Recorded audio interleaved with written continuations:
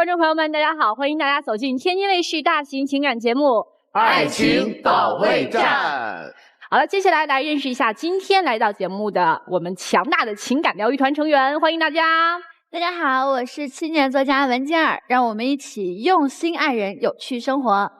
大家好，我是曹鹤阳，情感生活遇烦恼，打开电视看爱宝。大家好，我是珊娜，我所有的秒回不是因为我很闲，是因为你很重要。大家好，我是新唐米娜，祝大家相爱容易，相处不难。大家好，我是曲伟。如果说热恋啊，像是在雕刻完美的瓷器，那过日子呢，就是用粗陶盛着烟火气。那接下来呢，让我们掌声有请今天来到节目求助的两组嘉宾登场，欢迎他们。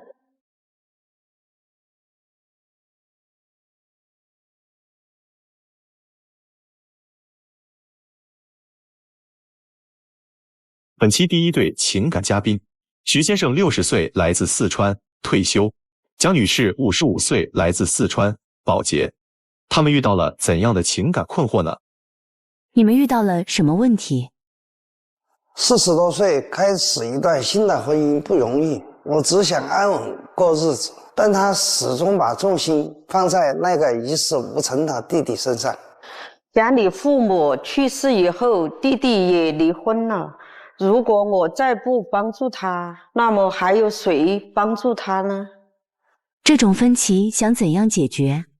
我现在就想要他一个态度，以后如果他弟弟急需一大笔钱，难道要从我们的积蓄中出吗？我弟弟其实也有在工作，以后也应该不会出现很大的问题。我作为一个姐姐，难道不应该帮助他吗？我们先说说您二位这个结婚多长时间了？17年结的婚，我们是组合家庭，之前都有过一段婚姻。对对对，这个方便说一说上一段婚姻都是什么情况吗？我上段婚姻是前夫死了。对对对。那就您其实是丧偶对吧？对。哦，先生您呢？我是离异，小孩一直跟着我嘛，然后小孩成人了，我才跟他认识。您呢？你有孩子吗？我有。多大了？30岁。哦，也都独立了是吧？就相当于这孩子都独立了，就是您2个人生活在一起，对吧？对。找个过日子的也不容易，他就经常资助他弟弟吧，他弟弟今年都快50了，他把那个精力重心都放在那个弟弟身上。就一说到弟弟，你看女士这边眼泪马上就出来了。您家里面几个孩子？弟弟是最小的吗？还是？最小的。我6姐妹。6姐妹。对。只有这一个男孩吗？我有个哥哥。您在家排老几？老4。这么多的姐妹，就是大家都在帮这个弟弟吗？还是只有您自己在帮？自己姊妹就是偶尔帮他，我帮的最多。您为啥是帮的最多的那个姐姐呢？哎呦。因为我从小就很关心我弟弟。那弟弟是一什么情况？弟弟也是个离异，也带着一个儿子吧。就身体健康没有问题？没有。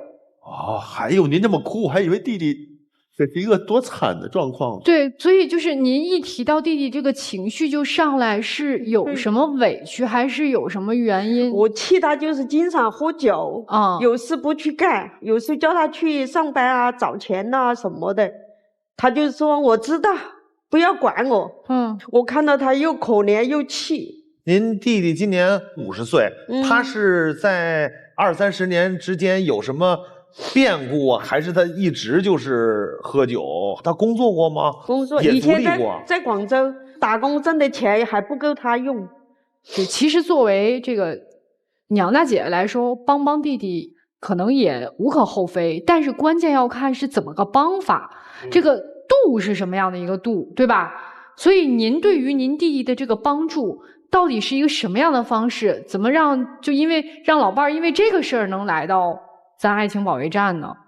什么都帮，就是甚至他家里盖房都是我出的钱，反正他家里缺什么我都尽量帮他，包括衣物啊、什么钱啊，都拿给他弟弟吧。您每个月都给弟弟钱吗？他儿子我就是每个月都给钱。您弟弟儿子多大了？今年16。那就还上学呢呗？对，还在上学。没上学，没上学。他读书读不进去。那现在在干什么呢？有什么工作？就在家待着玩。给多少钱呀？每个月？那个不等，他就是需要多少费，300、400这样我就给他，有时候几十块。先生算过吗？我不知道，我从来没要过他的钱。你们两个人的钱是分开的啊，经济是分开的。你们2个人是 AA 制的生活，相当于对吗？也不是吧。然后家里面呢那些水电气啊，然后什么都是我在管嘛。我的钱就是我自己用，管娘家就多。那我能这么理解吗？他养您，您养娘家。对。啊，那难怪要不高兴的嘛。您就没有为家里面，也没有为您的先生付出点什么，是吗？他条件比我们家好。您每个月能挣多少钱呀？3000多。那咱们就慢慢算一算啊，这3000多，您每个月大概啊要给这个弟弟多少钱？500多左右。那侄儿呢？就是包括在内。给弟弟加上侄子一共500多。那您不还有2500多块钱的吗？有时候我自己买一点化妆品啊、衣服啊这些零用钱吧。那咱刚才说那个盖房子花了多少钱？07年盖的，才花了10几万。你的钱？是我的钱，我那时候在广州打工挣的。所以每个月给弟弟和侄子500多。那也还好啊，这么听下来，那还给他们买东西吗？对，还要花钱买东西吗？就是我弟弟家里有时候偶尔啊，像那些日用品我也要买。那每个月大概是多少钱呢？那个没计算过。大概齐吗？拍脑袋。反正就是一点到头吧，也得几千块。弟弟住的地方有没有什么需要您支付的，比如房租或者水电、燃气什么的？偶尔回去的时候就跟他们充一下煤气。电视啊坏了，家里啊就厨房啊那些有的日用品我都买。弟弟是一碰到事就给你打电话吗？还是说你主动的经常会回去？他打电话。他是只给您打电话，还是那几个姐姐他打吗？不打。您有没有给弟弟描绘成您很有钱的样子？弟弟知道您的真实收入吗？他也知道啊。知道啊。他就很懒的这种。那您有没有考虑过说自己老公就是对于您这么的资助和无条件的帮助弟弟这事儿，他是有意见的和不满意的呢？很多事情我都有时候不跟他说的，他有时候也知道他有时候发脾气就说出来。您给我们讲1、2件，就是说在他帮助他弟弟的过程当中，这个您实在忍无可忍的事儿。新的衣服嘛，鞋子啊、裤子之类的比较多吧，放在衣柜里，他经常拿去吧，给他弟弟吧。您同意吗？就是拿您的衣服？我不知道。您不知道？有一些我是自愿给他吧，然后有些我不知道的，然后就是他拿回去了。就是有一些他是偷偷的背着您拿给弟弟的，没有征得您的同意。对，是这样的吗？有，记得有一次我拿他的鞋子跟衣服什么他不知道，最后知道了他就给我发了脾气。那您觉得这么做对吗？当时没考虑那么多，像一个衣架里面都是套衣服，就这样套的挺多的，都挂不了了。就是您觉得您老公没用的，他也不怎么穿的。他使用不到的，我就可以给我弟弟拿走，是那个意思。对呀，那我问您一下，姐姐，您愿意您老公把您的那一些什么镯子啊、耳环啊，平时也没见您戴的，都送给他妈吗？知道了，我就肯定也不高兴了。对呀，以后我就很少了，要经过他的同意。现在没有拿他的衣服什么的。他要不同意的话，你会给你弟弟买吗？要。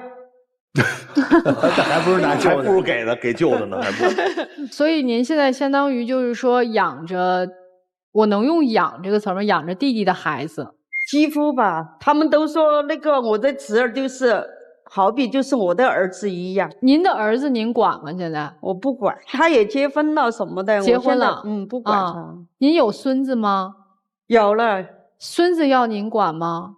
没有，就是过生日就给他一点红包，管我这个侄子是好像就是每个月都要管，买衣服啊那些零食啊都是我买。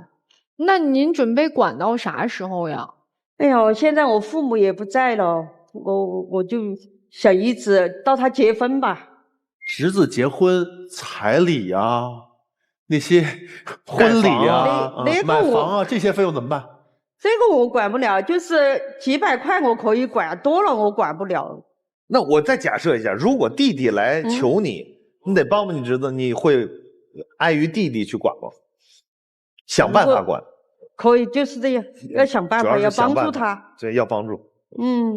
那侄子现在就是也没有工作，那这未来找工作的事儿是不是也得您帮忙啊？他来成都那时候也是我帮他找工作，在我家住，他有时候也不高兴。这房子是谁的？就是他的吧。我也想过，我说不管他们，有时候又不忍心。那今天就来咱节目是谁要来的呀？肯定是老公啊，你要来的是吧？就是要个态度，兄弟吧都50了，然后还有个侄子，然后像这样管到什么时候啊？你也有一个家庭，对不对？你也带孩子的，要做起那个做父亲的责任嘛，正确的引导自己的孩子，把孩子交给别人管，那也不像话吧？我有一个不太好的比喻啊，就是您刚才形容这个侄子啊，就是我们用几个词儿可能有点严重，您别不高兴啊。第一，不学无术。第二，好吃懒做。第三，游手好闲。这个孩子可能不太会是个省油的灯，万一以后惹点什么事儿，需要拿钱来摆平，求助到您了，咋办？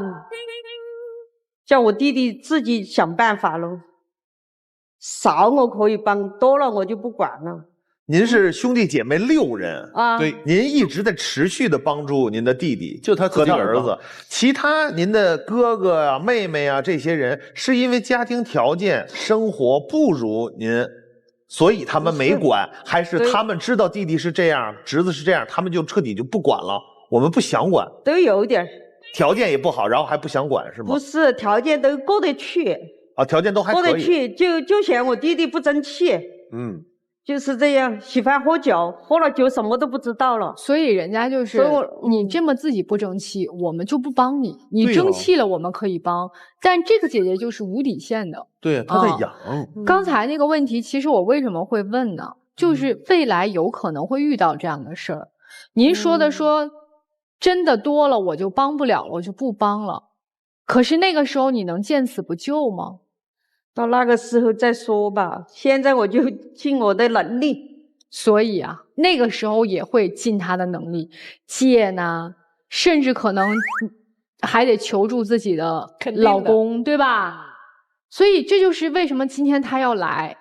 先生，您今儿在这儿说一个，就是您的态度吧。他要管，用他的能力去管，反正我不会。大哥还是挺仁义的，是说不好听的啊，您妻子现在花的给出去的每一分钱都有您的一半，别看没从您这儿拿钱，但您养着您老婆呢，对不对？这家用不都您承担吗？是吧？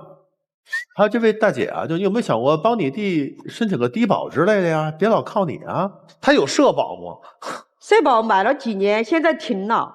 所以他老了之后怎么办？对呀，对呀，生个病可怎么办？弟弟60以后怎么办？就担心这个，到时候看他能力吧。如果能挣到钱，就去补那个社保。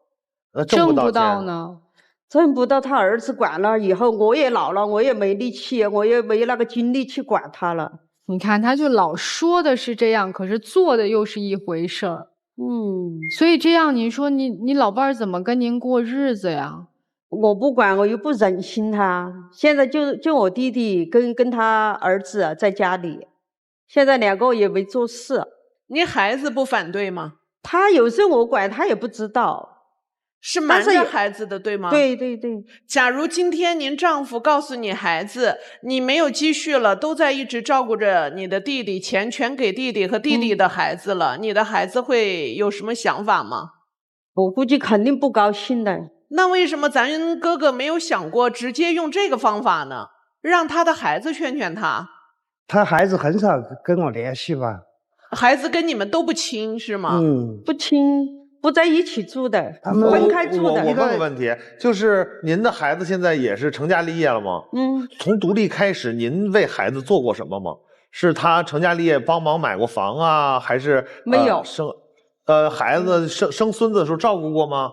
没有，什么都没有。这孩子是你自个儿带大的，对吗？我记得您说您是丧偶啊。他读书就跟他奶奶在一起生活了，我就去广州打工，所以您没带。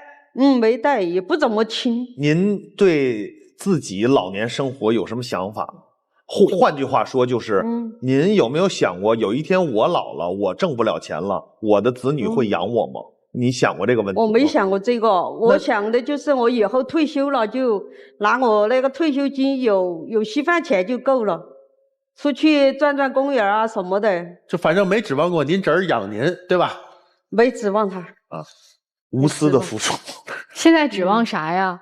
弟弟没工作，侄子也没工作，弟弟现在养老还不知道怎么办，侄子还未婚，以后怎么办都不知道。这是一个无底洞，说白了就是个无底洞。您嘴上说的，哎呀，我没有能力了就算了，您没有能力也会想办法的去帮，这才是最可怕的。所以我问先生一句话，现在事情已经捋得很清楚了，未来大概率就是那边是个无底洞，您怎么着？您还要继续过吗？那个只要他不管了，他会管的，看以后的发展吧。这样，咱您二位感情还是不错，是吧？咱这么说，现在就是我画出的底线，就是我的钱、我的衣服、我的鞋、我的帽子，一切属于我的东西，你都不许给你弟弟，不许动。好，这现在是底线。如果你要动了的话，我就跟你离婚，或者怎么样？您的要求现在都是这样啊，跟你说的一样。已经这样了是吗？他只是他不想说，就跟您提离婚了是吗？他就是这个意思，也没挂到嘴边。就没提离婚是吧？没提过离婚，大哥。只不过没说出来。他没说出来。在您心里盘算过离婚的事儿吗？有过想法。有过想法哈。您其实内心是有底线的，对吗？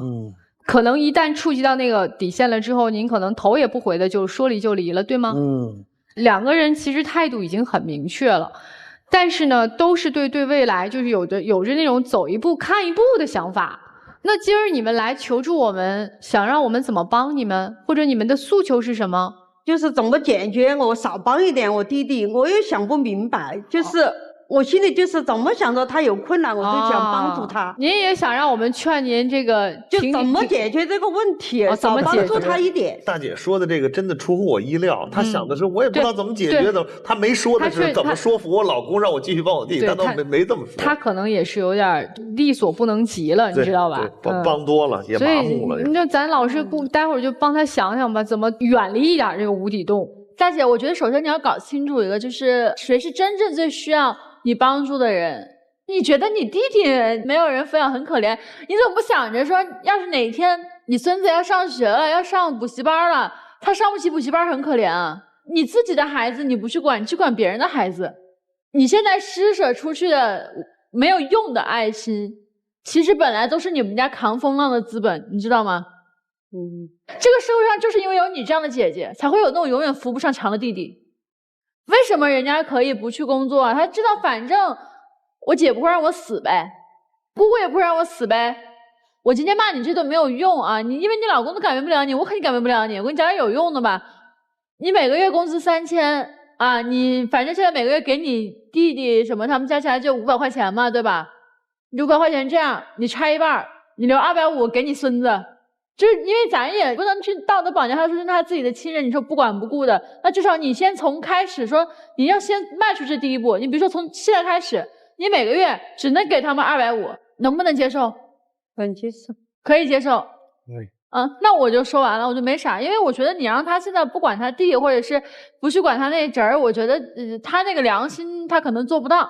就一个现在社会上流行词叫伏地魔，您听过这词吧？听过。对，其实您就是因为伏地魔这种情况呢，它是无条件的付出，所以我不知道怎么劝您。您的岁数在这摆着呢，55，不是您弟弟跟您的侄子，咱就不谈岁数了。您说什么都没有用，什么从小我就帮他，那他现在也50了，他如果真的是一个努力进取的人，他在自己的社交领域也是会受人尊敬的。你弟弟什么都没有，所以在这方面咱们就不讨论不探讨，其实您心里比什么都明白。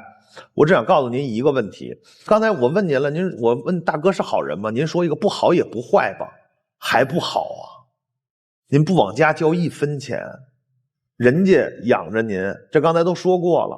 您如果把钱自己存下了，我岁数大了，我要60了，突然生场大病，我掏得出钱，我养得了自己，我给自己治得了病，人家也不会说什么。您家里头偷人几件衣服给弟弟，人家也不言语。您这是又搭钱，又搭情感，又搭精力，又搭衣服帽子，人家能高兴吗？然后您自己兜里还没有，关键是没有钱。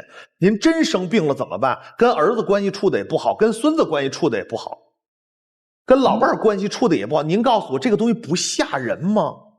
那您知道您生完病之后，孩子也不管你，弟弟也不管你，姐姐妹妹都不会可怜你的，因为只有你一个人在往里投钱，你自己不攒钱防老，侄子也没有工作，也不会管你，没有人心疼你，没有人可怜你。您知道您生病以后谁会照顾你吗？也就你老公会掏钱给你看病，你弟弟陪不到你最后，你侄子也不会陪你到最后。你侄子如果心疼你的话，他不会玩游戏，不会不学无术。我说完了。其实我觉得蒋女士啊，就我对您啊意见挺大的。就我觉得您就是有点揣着明白装糊涂，说白了就是挺不讲道义的，而且特别的自私。你现在就感觉找了一个长期饭票来养着您，然后您呢去养着您的弟弟和您的侄子。可是人家这个长期饭票凭什么要长期给你提供饭票呢？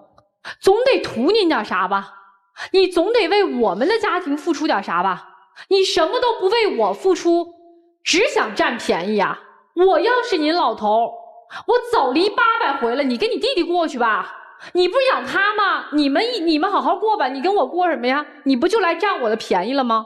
本来再婚家庭重组家庭在一起的信任就很难，这个年纪了就是需要相互陪伴和相互扶持相互依靠的时候。可是他眼瞅着就是靠不上，因为他一心都在他弟弟和侄子那儿，这就是个无底洞，劝不回来的。你让他断亲情吗？你劝他，他只会做什么事儿呢？更加偷偷摸摸背着你。真相就是这样。所以我觉得老来伴儿，他得是个伴儿，找一个能心跟您踏实过日子的人。如果他要是不愿意回来的话，不愿意跟弟弟撇清关系的话，那就分吧。我略有点不同意见。对于这位姐姐来讲，她的人生里头最大的羁绊就是弟弟和弟弟的孩子了。她跟自己的孩子处得并不好，这对于一个女人来讲，其实是这一生里头最大的伤。没有什么比自己亲生的孩子对自个儿也挺冷漠，对自个儿没有太多需求，更来的让她难以接受的了。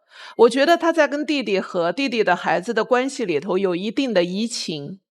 这个移情里头可能来自于自己过去不幸的遭遇，使他在漫长的岁月里头觉得，我哪怕有一个大家庭，有妈妈有哥哥姐姐，但是有话跟我讲的只有弟弟，有需求跟我提的只有弟弟。这是我猜的哈，姐姐。但是你对你的弟弟和对你的侄子的这一种感情的依赖，在你心里他一定是在补偿着什么。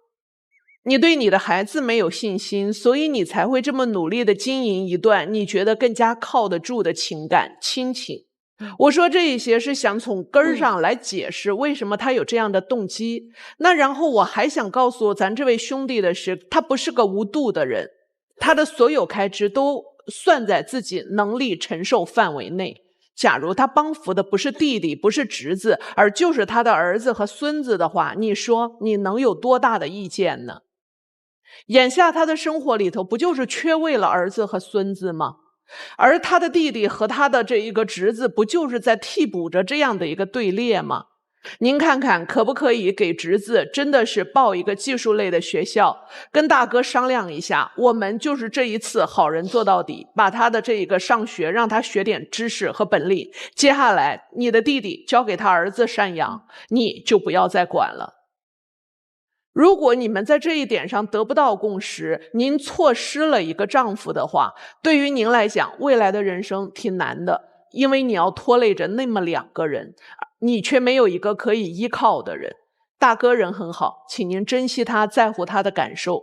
咱姐姐人也不坏，所以咱也不能够因为她对于自己亲情上的稍微有一些移情和偏颇，就这么否定了你们之间的婚姻和感情。我觉得大姐到底是离不开弟弟，还是弟弟离不开大姐？这是一个其实挺难说得很清楚，自己都不清楚。知道这一定要断他们这条寄生的路，但你就下不去手，是吧？你之前拒绝过弟弟或者侄子的请求吗？没有。拒绝过吗？没有。那我们就拒绝1次，然后2次、3次，你去看看他们。当你拒绝的时候，他们表现出来的是什么？如果你做不到当面拒绝，先用微信啊这种文字方面去拒绝，对吧？可以不接他们的电话，因为你知道大概率那会儿应该是管你要钱。你可以玩消失，你可以假装你可以关机等等，就是拒绝和他们来往，试着去做一下，会发现有时候你想的那个亲情没有那么牢固。用钱用救济换来的亲情我们看不清楚，不知道到底这里是亲情还是贪婪。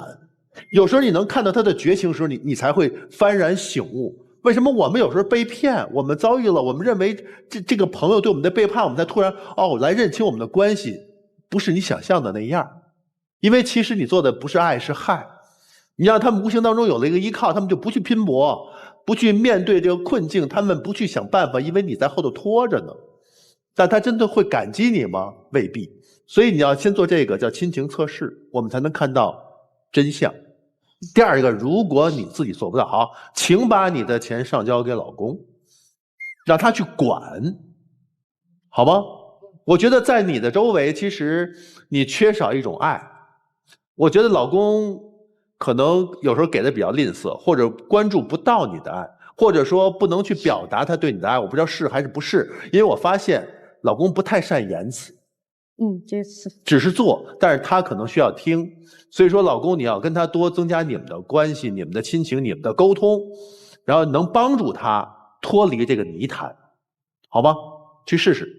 老师们都给出意见了，就是希望您好好的想一想，好吗？好，那接下来的时间，我们2组嘉宾交换一下位置。本期第2对情感嘉宾，许先生47岁，来自河南，司机；李女士50岁，来自河南，加油员。他们遇到了怎样的感情问题呢？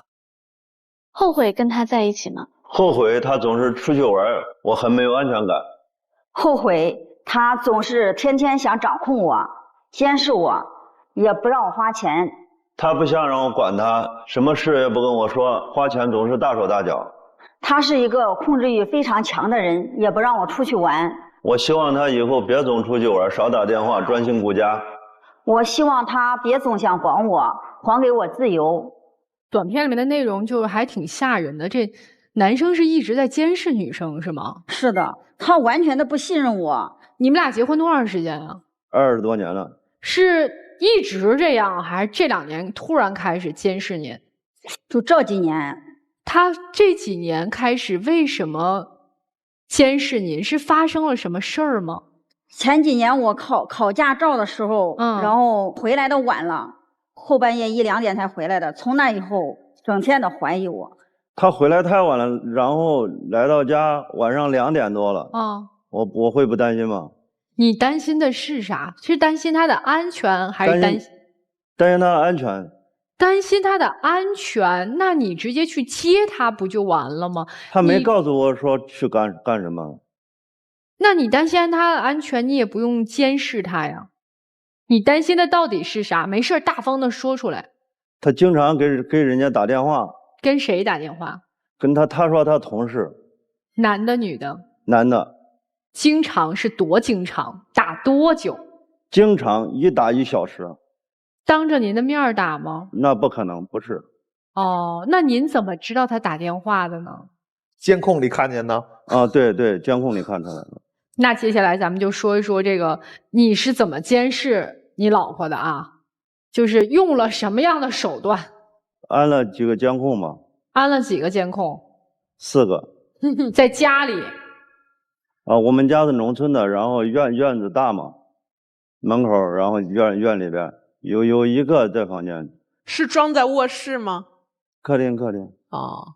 安了这个监控，您通过这个监控发现他打电话打了很久，对不对？对，我是感觉不安全，我自身不安全。然后您有质问他吗？在跟谁打电话？质问了，他说他同事同学。那您相信他这个说法吗？我不相信。你觉得是谁？我觉得是他变心了。你怎么就断定那边是个男的呢？因为他可能跟闺蜜打电话呀。我每天跟我闺蜜或者跟我妈打个电话，我也正常啊。反正有一次听见男的说话，听见男的说话了。对。所以你就觉得一直在打电话的那个人是个男的。嗯。你能听到他聊什么内容吗？具体也听不太清楚。你安这个监控的原因是什么？刚开始安监控是为了家里的安全。然后客厅那个监控是后安上去的吗？是。所以你为什么在客厅要装一个监控？是因为发生了什么事儿，所以你装了这个监控？他那天回来晚了嘛，回来来到家2、3点。就因为那天回家晚了2、3点，太晚了，然后就安了一个监控。对。您是大车司机是吧？是。您是经常不在家吗？是。您是长途还是短途司机？以前长途，现在短途，基本上1天就回家了。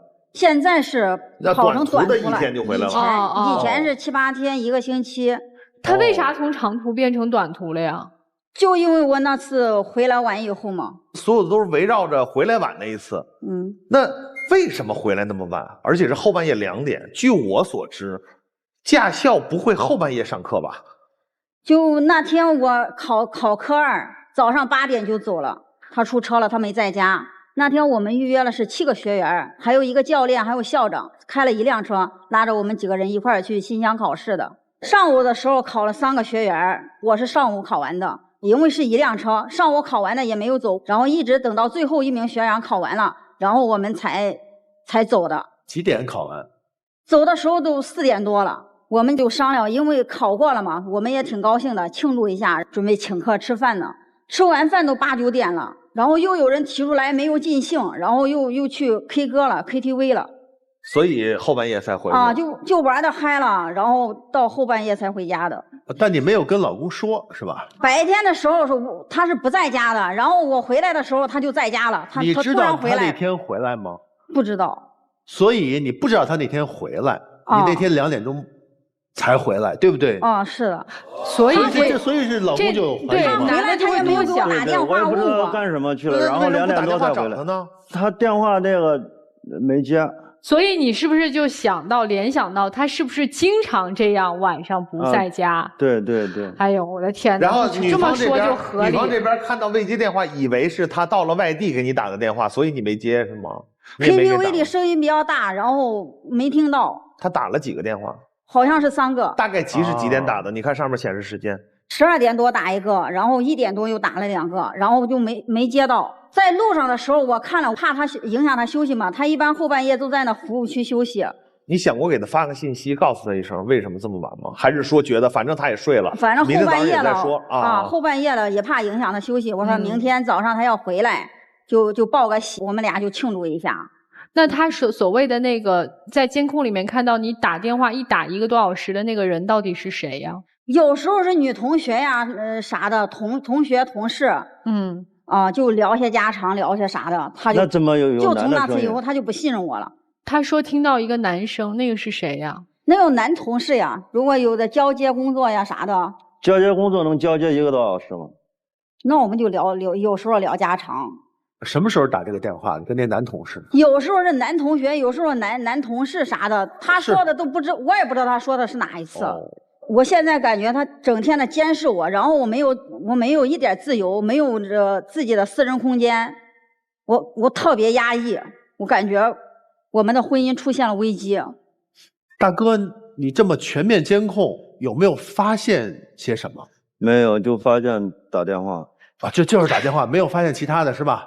现在这个女生刚才说了，她觉得自己的生活特别的压抑，以前没有这些事儿的时候没有这个感觉，是不是？哦，是的，以前没有。以前你们的婚姻生活你觉得怎么样？没有考驾照以前呢，日子挺好的。我白天上班，有时候接孩子啥的，有时候老人身体也不好，有时候住个院呀、买个药呀啥的，都是我在管着家里的人来客去的啥的，家务啥都不让他管，他就专门的在外面挣钱。发生了考驾照那件事以后，就天天这样，天天防着我，提防着我。以前他其实是那种7、8天回来一次的啊，以前相当于是小分居的一个状态，对吧？啊，是的。然后结果他变成短途了之后，你突然觉得你没有自由了，你变得压抑了，是吗？自从他安了监控以后，然后我就感觉我没有自己的一点私人空间。也不让我出去玩，啥都不让，也不让跟男的说话。他现在限制你的自由吗？不让你出门吗？我啥时候出门，啥时候回来，都得给他说一声，都得给他报备一下。然后我出去干啥了？白天上班我就是上班了，然后回来，哎，到家了。有时候不给他说，他从监控里也能看到我回家了。但是万一哪一天下班晚了，或者我出去做个护理啊啥的，然后他就要问。就得知道你的行程啊，都要问，哎，你下班了半个小时了，你还没到家呢，啥的，他都要问的特别仔细。然后院子里2个监控都是无死角的，然后如果我在院子里有时候晒个暖啥的，打个电话，电话一打通，那边信息就发过来了，又在给谁打电话呢，啥的。那大哥，您不是司机吗？啊，对。你怎么做到老婆在那边一打电话，你这边就知道呢？我有时候装货卸货。闲的时候想看一下就看一下了，长途也不跑了，就跑成短途，天天的回来。他挣钱少了吗？他给我说的，长途不挣钱，然后跑短途更挣钱，他就是为了监视我。那你现在这么被监视着，你打算怎么办呢？他要总是这样子不信任我，我感觉没必要过下去。你老公有没有因为这个事情对你辱骂或者他喝酒有一些更严重的行为？他喝酒的时候。他砸东西，他原来不怎么喝酒，然后就从喝酒也是因为你打电话哦，因为这个事儿开始喝酒了，喝完酒开始砸东西了，对吧？砸东西还打我，对你动手了吗？动了，因为他那次他砸东西，他拿出那凳子要砸东西，我就去拉，然后他一下子给我拱倒在地上了。哦，就是不是说有意去打你，是把你推倒了，是吗？哦，是的。好。那所以今天来就解决的是你表达的一个底线是，如果你继续这么监视我，我就不过了，是吗？我想让给监控拆了，他以后不要再监视我。他不打电话就拆了。哎，先生，你说的具体点吧。你这句话说出去，我觉得不错。他怎么能不打电话呢？对呀，他怎么不知道？我知道，不再去跟那些男的聊天什么的。哪些男的？你有查过他手机吗？我没有查过，所以你看你空对空嘛，他就不能跟男的打电话了吗？能打，他一打1个小时，要对一个人一打1个小时，这正常吗？那如果是开会，他就正常啊。我们农村的去上加油站开会得开1个小时。加油站的工作，然后为什么会在那个自己下班之后打电话？有时候那个那卡上的钱对不住，有时候。啥的，好，那这就说到一个重点了，是吧？因为工作原因才那什么。大哥，你发现他跟男的打电话，是不是从监控里发现的？是，但是你监控能听到声音吧？他如果一直在说单子啊、钱这些，你不是可以听到的吗？可以听到。有一次，反正听到一个男的说，反正不正常，说什么？不是男的说什么了？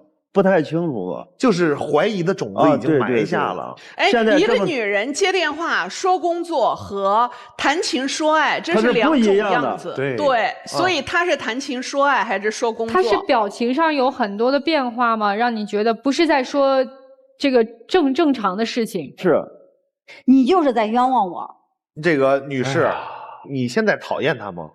现在特别烦他，是从这个监控事情开始吗？是的，我总感觉他监视我，他总是怀疑我，提防我，不让我这，不让我那的。对呀，你交给时间来证明你是清白的。现在主要是我特别压抑。不，你就是想离婚。你说你想离婚的原因是什么？说实话。我不想离婚，如果他还给我一点自由，然后我你要那个自由干什么？干那去给他报备的话，孩子20多了，你40多岁了，你要什么自由？不是你要的自由是什么？就是我想有我自己的私人空间。所以你要什么私人空间？你说清楚。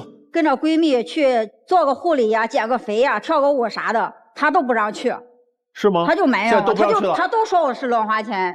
不是说你乱花钱，这是一件事；不相信你又是另外一件事。到底是他就是不相信我，这和监控又是两码事了。监控不可能陪着你到外头喝奶茶，不可能陪着你去做美甲。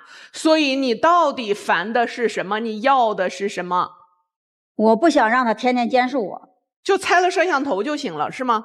啊，我今天诉求就是拆了摄像头，然后我就兄弟，一会儿我教你怎么给他手机追踪定位，对吧？咱拆了摄像头跟踪他手机不就行了吗？我再教你怎么去通过手机软件查他的行踪都干了些啥。拆了摄像头就行是吗？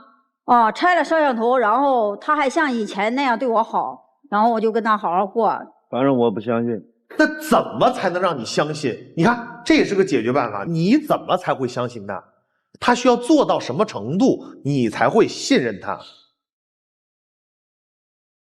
是吧？你看，你现在大哥，你的这个状态呢，跟思考的过程，给我的感觉就是你压根儿就不信他，他做什么我都不信他。你在家里装20个，就是姐姐你装了以后，你每天盘他，同时你还把这个家庭共享，你们家有25个摄像头，这样的话，你们每天各自玩摄像头，东西一多，啥也看不见了，互相监视。我倒觉得这个主意挺好的，他装你就把卧室、客厅你都装上。对呀。装完之后他说了，你跟谁打电话呢？你听见我们聊什么？我没听清。来，我这儿有，看我摄像头里边这个，我这听得清楚。对啊，多简单。我倒觉得这也是个办法。手机让你随便看，然后就给监控拆了，然后我们恢复到以前，然后咱俩还继续过。现在孩子都大了，行吗，先生？不行。监控就是不能拆，不是监控可以拆啊？怎么拆？那不再打电话，然后不再出去玩了。那不可能。行，好，我们不能再往下说了。就是2个人肯定是达不成协议的今天，但是老师有建议权，对吧？我们有提建议的权利，对吧？听不听你们自己定，好不好？来，王老师总结一下就是。这大叔吧，在我眼里就是一个死倔一倔驴，然后这玩意儿救不了，没法救。然后这大姐吧，你多多少少的有点在爱慕虚荣，你承认不？有一点。你没有你表面上看上去那么乖，所以你老公要看着你不是没有原因的。你今天很多东西我没有去给你拆穿了，去跟你说，去跟你聊，就是因为这个事情上大体上看上去只是你的老公可能他行为过激。但是苍蝇肯定不叮无缝的蛋嘛，所以我的点什么？我建议你俩就是，如果要离婚的话，这婚怎么离？愿意离婚吗？其实我不想离婚的，我就想让他给监控拆了，然后他不，你能改变你自己吗？你能改变你自己这个爱慕虚荣、爱花钱、爱吹牛，然后出去跟人没事聊聊天儿，暧昧，你改得了吗？你改不了。你愿意离婚吗，先生？我愿意。你愿意离婚啊？那他可以离婚。那现在就可以，你们的底线不一样嘛？你不愿意离婚，他可以离婚嘛？你愿不愿意改嘛？你干嘛一定要求别人先撤摄像头呢？你们这个事情没有谁初一谁15，我告诉你，我觉得你俩差不多，谁先开了头都不重要，因为性格使然，人性如此，本来就如此。你俩谁都离不了，就这样，就是听我的话，别再往下唠了，再往下唠就是都没有台阶下，好吗？行，好的。其实我都不想深说了，绝对还有事儿。然后这个大哥绝对是，甭管是看过、见过、听过，反正肯定是有什么，他也不好意思说，他嘴还笨，所以他就不能在这种公开场合说那么清楚。甭管是真的假的，反正是对2个人的感情现在有影响了。我说的没错吧？那大哥又有一个问题，可以离婚，为什么还要盯着他呢？你打心眼里就已经不信任他了，所以你没法，哪怕他真改了，你也觉得他没改。这女士，我跟你说，你自证啊！就像刚才说是他装摄像头，我也装啊，我比你还狠呢，我连厕所都装，反正只能我们2口子看见。他问我，你今天在客厅跟谁打电话了，或者你躲到卧室跟谁打电话去了？偶尔跟我同事，我不信，来看我的摄像头，高清视频还带录音的。我在家里永远开着免提跟人家说话，你摄像头里全部都听得见，有证据，你服不服？你就是清者自清，没毛病，咱就厉害一回。你既然不信任我，那就离。还是你确实有短在人家手上，这我们没法评判。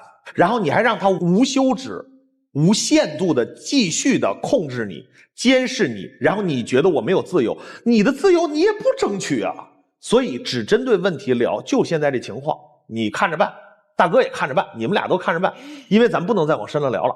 现在是这样，没办法自证不了。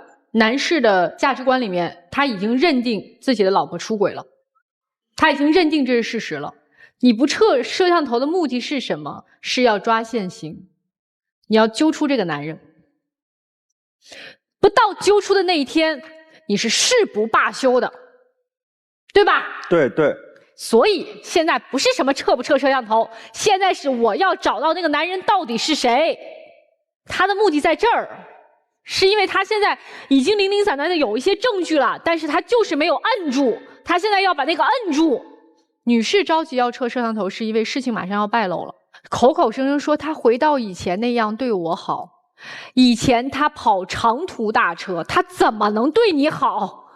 无非你要的就是你继续去跑长途大车，别管我，让我一个人在家轻轻松松、安安生生的，我想跟谁聊天跟谁聊天，想跟谁约会跟谁约会。他要的是回到曾经的相处模式，一个在找实锤，一个在要回到曾经的相处模式，再把老公往外推，所以你们俩肯定谈不拢啊。其实归根结底，你们的最深的矛盾在哪儿？在异地周末夫妻突然改变了相处和生活的模式，两个人都不适应。你放心，他不可能再去跑长途了，他不到抓住那个男人为止，他不会再出去了。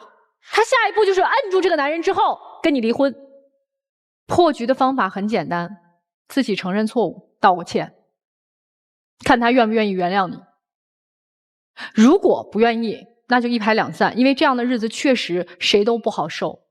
他道歉没用，道歉了的话，只会让你的老公认为我只是看到了冰山的一角，下头还有更庞大的你隐瞒的东西，只会加重他对你的不信任。事实上，你这一局想破就是离婚啊！你应该笃定地告诉他，因为你质疑了我的清白，这个婚我非离不可。因为你装了这样的一个摄像头，让我在家里我也没有办法好好的生活了，所以我为了自证清白，我愿意离婚。这不就完了吗？然后接下来这不就是把这一个主动权握在了手里，被动的是你的丈夫了。你的丈夫得选择，我是不是要在这个时候追回老婆，告诉她我愿意给你机会，我相信你。然后还有的就是接受你提出的离婚，你们两个人一拍两散。我不觉得眼下你有什么跟丈夫要去谈判的资格，因为你连最基础的你查我嘛，你使劲查，你连这个自信都没有。反正我想，我要是你的话，我老公才装5个摄像头，那不行，我得给你装满。你什么时候查到你放心了，你一个一个撤，你自己不踏实，你接着查就是了。我相信你查我这件事情，不只是怀疑我的品行，还更多的是怀疑我们两个人的感情在两地分居中有没有经历起考验。所以我不觉得你在伤害我，反而你查清楚了，你才能不伤害你自己。我因为爱你，所以我愿意配合你。但是你非得要一个我可以藏匿起来的空间的时候，你的男人在这个时候心里是你要的越狠，他心里对你的怀疑就越重。今天除非你自己放弃你要的这些东西，你说没关系，你查我，我们退回到婚姻里，这是一个破局之法。要么就是你说我离婚。我问丈夫，除了上监控还上其他手段了吗？没有。好，那我懂了，真不想离婚的是你。你们之间现在状态是什么？你老婆越来越看不上你，你们没有什么沟通的。你跑长途不怎么回家，她出去做美容，然后跟闺蜜玩一玩，那不是你认为的生活的状态了，你觉得控制不住她了。对。所以真相就在那里，就是她没有做什么对不起你出格的事情，但你就不想去捅破，因为你没有这个，你拿什么去跟她叫嚣呢？你用什么来站在道德的制高点去说你不对呢？所以你只是拿这个监控去控制它，但是控制是绝对换不来忠诚的，因为你也知道，监控就摆在那里，就在自己家里，又在村里，能做点什么？做不了什么。你没有上其他的手段，真正要做点什么，不是在你那家里头，你监控是看不到的。所以你所有都在虚张声势，你在故意的说你得给我改，哪儿都不能去，你让他没有社交，没有工作，没有朋友，哎，这样你就安全了。以你的性格执拗劲儿，你真的笃定的认为他做什么，你早离婚了，那是打脸的事，你受不了的。就是你明知道他没有做什么事情，你偏要用这件事情来去控制他。所以你们俩之间的问题在于说，你们互相已经不再认可了。你有虚荣的，你肯定觉得他现在这种状态你已经看不上了。你喜欢跟闺蜜去聊聊天嘛？你喜欢跟闺蜜去玩嘛？那是你的可能憧憬的生活或者享受的状态，他给不了你。在一起还有话题吗？你们在一起还有感情吗？没有。你们能不能在一起生活？能不能在一起交流沟通？如果不在一个频道上，可以分，但千万不要给对方盖一个帽子，说你不清白，所以你应该净身出户，类似这种话，好吗？去聊你们感情吧。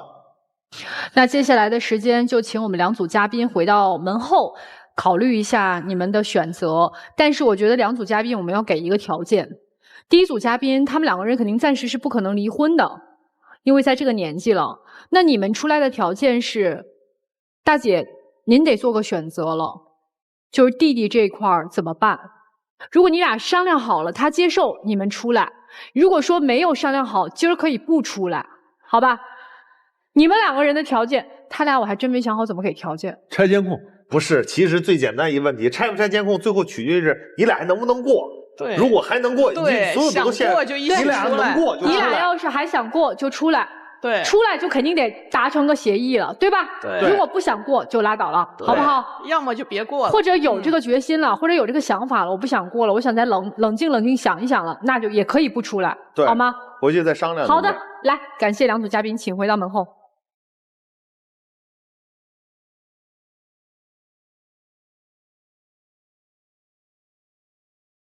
可以登录腾讯视频收看节目的完整内容。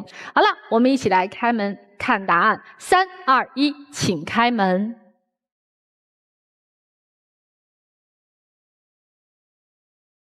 没有。哎，天哪，怎么会有这么夸张的伏地魔啊？看来是还没商量好。没商量好。对，他们下去接着商量了。我觉得现在能开诚布公的把这个问题放在桌面上来谈。就有希望，对，就怕掖着藏着，然后一直偷摸的，对吧？对，这其实是一个好的开始。接下来我们要来看我们第二组嘉宾的结果了。好了，我们一起来开门看答案。3、2、1，请开门。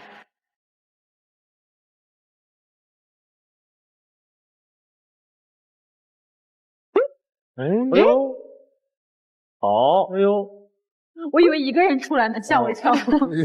一个人出来也挺奇怪的。但一前一后出来的，达成什么共识了？我改。你改什么？我改掉我以前爱慕虚荣的那个啊。然后他不拆监控也行，然后我就自证我清白。啊，用行动自证清白。大哥对这个满意吗？满意。满意那就好。交给时间来证明答案，抱抱吧。美好发生怎能不看？接下来让我们一起进入中国广电真情时刻。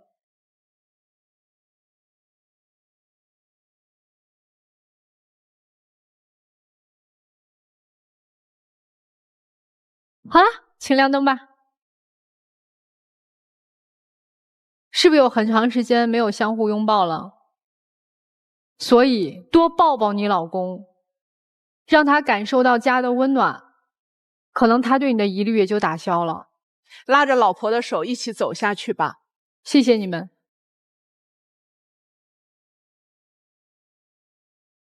非常感谢大家收看这一期的《爱情保卫战》，我们下期再见。